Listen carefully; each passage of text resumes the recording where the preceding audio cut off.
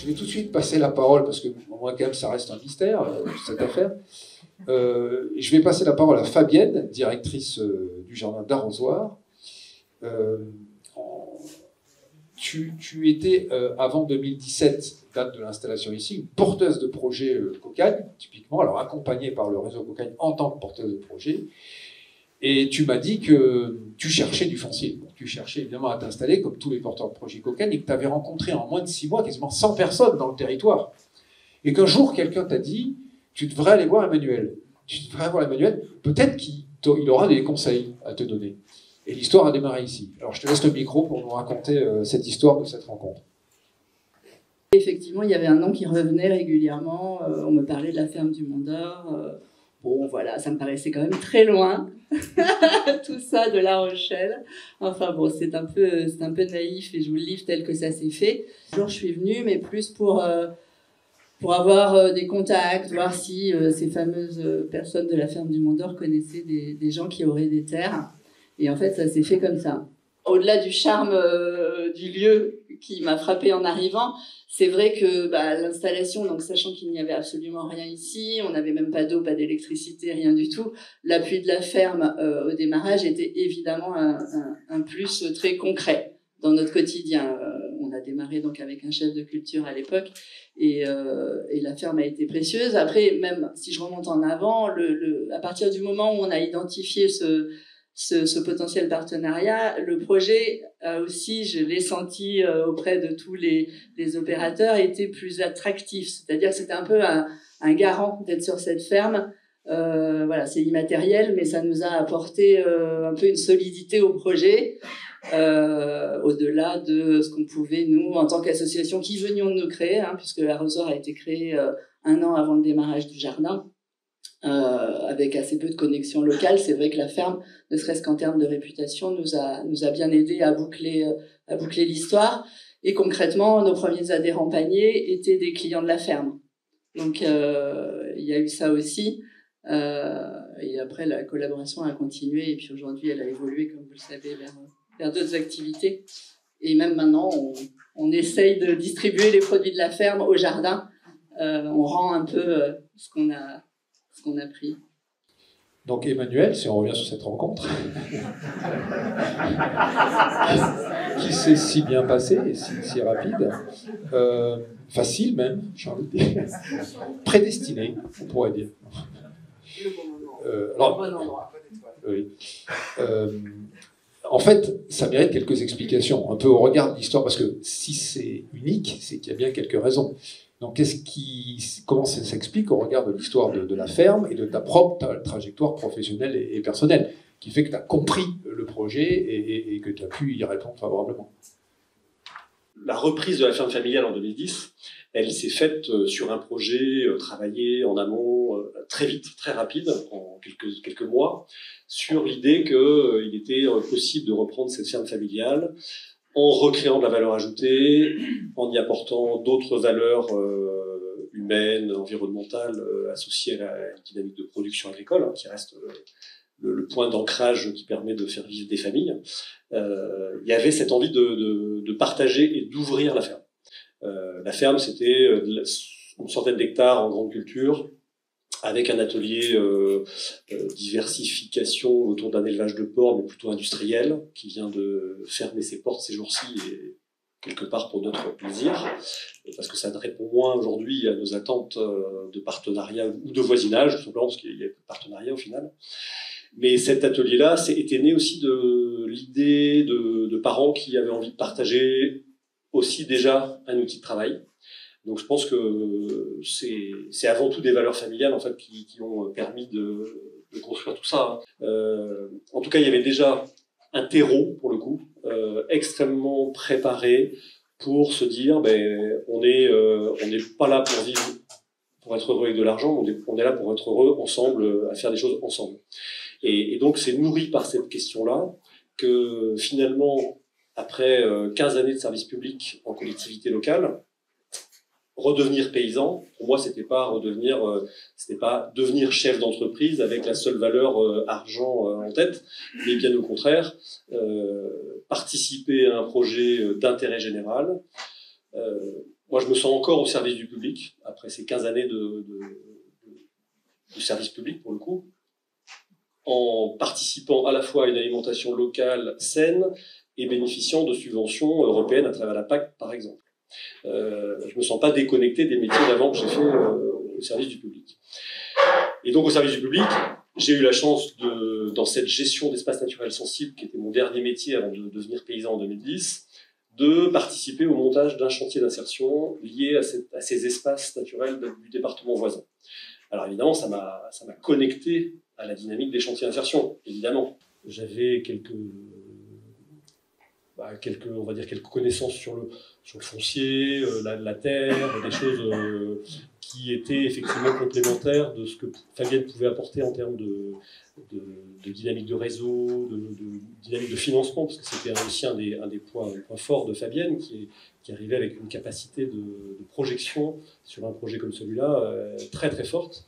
Et donc cette connexion, finalement, elle s'est faite assez vite. On s'est dit, bon ok, on est très différents, pas de souci, mais on va pouvoir, je pense, participer, donc la ferme, pas que moi, à l'époque, et Fabienne à bâtir, au moins on va tenter le démarrage de l'aventure. Et quelles ont été les réactions des autres producteurs à côté de chez toi, des voisins? Je pense que le fait qu'on soit allé voir tous les maraîchers avant même de démarrer l'installation à un stade assez peu avancé du projet, je pense que ça a joué déjà pour créer la relation et lever les freins. Il se trouve qu'effectivement, j'ai quand même été globalement très bien reçue, avec peut-être quelques méfiances, mais pas plus, quoi. Donc, c'était pas hostile déjà d'entrée de jeu, mais le fait qu'on y aille avant et qu'on les tienne au courant de l'avancée du jardin, je pense que ça a participé. Après, on a toujours fait attention à avoir une stratégie commerciale, notamment, qui n'empiète absolument pas sur celle des maraîchers. C'est-à-dire, on vend essentiellement dans notre réseau d'adhérents, on ne fait aucun marché, voire même on consulte, si jamais il y a un marché auquel on est invité, on essaye de voir qui doit trier, de y aller ou pas, ou d'y aller mais sans légumes, juste pour parler du jardin. Enfin voilà, c'est vrai qu'on fait attention à ça depuis le démarrage et on continue, je pense que c'est important. En termes de prix, pareil, n'ayant pas vraiment d'idée personnelle du prix de vente des légumes, je suis allée naïvement créer une petite mercuriale locale en demandant à tout le monde ses prix, ce que tout le monde a fait, et ensuite j'ai repartagé. Alors on l'a pas forcément renouvelé après dans le temps, mais au démarrage on a fait ça, et en positionnant nos prix de façon à ce que ça soit... Alors il y avait des petites différences selon les légumes, mais au global, on était très cohérent aussi avec les prix, et ça on y fait attention, on essaye tant bien que mal de suivre ça, c'est pas toujours simple. Sachant qu'on a des prix en plus fixes dans l'année, nous on n'a aucune variation en fonction des débuts de saison, fin de saison, enfin voilà, c'est pas un travail simple, mais on essaye toujours d'être vigilant à ça. Je crois que c'est à peu près les trois raisons qui font que, avec, comme je disais, le peu de pression quand même et de concurrence qu'il y a globalement sur les légumes bio dans ce territoire. C'est vrai que ce projet de maraîchage bio, c'était très important que ça arrive sur notre territoire. Et aujourd'hui, le but du projet alimentaire du territoire, alors on a plein de leviers, notamment la cantine scolaire, ce que disait Christian tout à l'heure. Et effectivement, on nourrit énormément d'enfants tous les jours sur notre territoire. Alors Christian, à force de travailler depuis longtemps sur ce projet, arrive à 50% de produits bio au quotidien à sa cantine, mais sur notre territoire de Nice Sud, on n'y est absolument pas. Il en faudrait tellement plus. Et donc, effectivement, à l'arrivée des jardins de cocagne, comme les quelques agriculteurs qui font un peu de bio, nous, notre but, c'est vraiment de les encourager et surtout d'en installer nettement plus. Donc, quand Fabienne est arrivée avec son projet, je me dis, ça y est, on va commencer à pouvoir manger un peu plus bio sur le territoire. On va pas devoir aller à La Rochelle ou ailleurs pour en chercher. Et ça, c'était quelque chose de formidable, puisqu'on a besoin de maraîchers, on en cherche, et les maraîchers existants cherchent du monde aussi, puisqu'il n'y en a pas assez. C'est vrai que moi, j'ai une grosse cantine, on fait 400 repas par jour. Petite commune, c'est beaucoup, on avait beaucoup d'enfants. Il était impossible de se fournir en bio, en quantité. C'est impossible. Maintenant, on peut, parce qu'il y a une diversité, et puis maintenant, avec les réseaux qui se sont créés aussi, on arrive à avoir, nous, et notre cantine d'ailleurs, à faire de plus de 50% de bio maintenant à ce jour, donc ce qui est formidable. Faire une structure d'insertion en plus, il y en avait déjà 2 autres qui existaient sur le territoire, ça ne pouvait être qu'un plus pour des personnes qui sont en difficulté, et pour pouvoir les remettre dans l'esprit du travail, de l'emploi. Et là, évidemment, je sautais à pieds joints dessus. Pour moi, c'était quelque chose de formidable, en plus sur ma commune. Parce que c'est un intérêt pour notre territoire, pour notre commune. Et on le voit, puisque comme les paniers qui sont distribués sont quand même nombreux maintenant. Hein, vous arrivez à combien maintenant? Je sais pas, 170 170 paniers, c'est quand même déjà bien, toutes les semaines, hebdomadairement. Donc, pour nous, c'est un plus, c'était quelque chose de qualité qu'il y a en plus sur le territoire. Pour nous, c'est une fierté de les avoir sur notre commune. Alors, je reviens vers toi, Fabienne, sur la dernière séquence, l'avenir. Alors, déjà, vous avez fait énormément de choses en peu de temps, et vous venez d'être lauréat.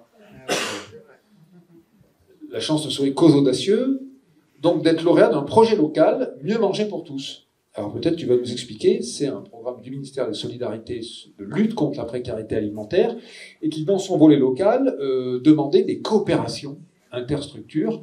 Donc le jardin, a priori, est lauréat avec d'autres de ce projet. Donc est-ce que tu peux nous dire ce qu'il en est et comment ça implique les autres structures? Donc on est parti sur une zone qui cumule un certain nombre de difficultés, sur lesquelles il n'y a pas d'aide alimentaire, il y a très peu de producteurs, et sur l'est de la CDC. Voilà, sur l'est de Surgères, donc pas du tout par ici. Et en fait, le CIAS, dans ses diagnostics, se rendait compte que les gens qui habitaient sur ces communes ne venaient pas non plus au CIAS. Pourtant, elles sont relativement proches de Surgères, mais en fait, ils avaient un problème vraiment pour atteindre les gens. On va dire que quand il y a eu cet appel à projet, il faut être tout à fait transparente, c'est vrai que l'idée du projet, elle a été aussi accélérée par cet appel à projet, parce qu'on se connaissait et qu'on avait identifié ces besoins-là. Donc, du côté du CIAS, il y avait vraiment une question d'accessibilité de leurs services, où en fait, ils n'arrivaient pas à atteindre ces communes-là. D'ailleurs, ces communes avaient été à l'origine aussi identifiées pour un projet territoire zéro chômeur, qui n'a pas abouti. De notre côté, bon, comme la plupart des jardins aujourd'hui, la question de l'accessibilité alimentaire qui n'a pas été dès le départ dans le projet du jardin, si je dois être transparente, c'est vrai qu'au démarrage, on était plus sur production, vente de légumes, etc. Et très vite, comme beaucoup, cette question de qui mange ces légumes et de l'accessibilité alimentaire et des problématiques alimentaires plus générales est venue, on va dire, enrichir notre projet. Donc nous, on avait ça en ligne de mire. Le CIAS avait ces problématiques pour toucher certaines communes. Et le CAC, donc, eux, ont vraiment comme but l'animation territoriale. Donc voilà, et avait aussi l'alimentation un peu en ligne de mire. Donc les trois, en fait, on a conçu un projet qui demande encore à être un peu détaillé et creusé, hein. Donc on a 6 mois au moins de montage de projet plus en détail à faire, mais en gros l'idée c'est d'aller vers les personnes dans ces communes sur les sujets de l'alimentation. Donc nous, jardin, on serait quand même plus sur tout ce qui est accessibilité du produit, éventuellement animation aussi d'ateliers, on va dire plus cuisine, avec le CIAS qui permet, eux, d'apporter d'autres services beaucoup plus généraux sociaux, et le CAC qui est vraiment dans son métier d'animation. Voilà, donc ça, c'est un projet qui va démarrer, puisque en fait, les fonds vont être versés très rapidement, donc ça va démarrer dès le début de 2024, et qui a vocation à s'étendre. Donc là, on est sur un premier projet un peu pilote, on va dire, sur les 4 communes. Potentiellement, c'est un dispositif qu'on voudrait élargir et qui, je pense, répond à une demande sur le territoire, et notamment quand je parlais tout à l'heure en se baladant des problèmes de mobilité, c'est un vrai sujet sur la commune, d'où la pertinence vraiment d'un dispositif qui va aller vers les gens pour travailler sur ces questions-là. Quand Fabienne est venue nous voir pour ce projet, tout de suite au niveau de la CDC, et on l'a validé tout de suite. Mais c'est vrai que l'idée, mais j'ai pas l'impression que tu l'aies dit, c'est que ce soit un véhicule en fait qui vienne dans les communes pour apporter les paniers, donner des cours de cuisine, et puis effectivement tout ce que le CIAS peut apporter d'autre. Donc voilà, on a trouvé ça vraiment super, parce que c'est vrai que les communes à l'est de la CDC sont pas très bien fournies. Il y a beaucoup de gens en précarité aussi, donc voilà, c'est un endroit qu'il faut absolument atteindre. Et avec ce projet-là, ça va fonctionner.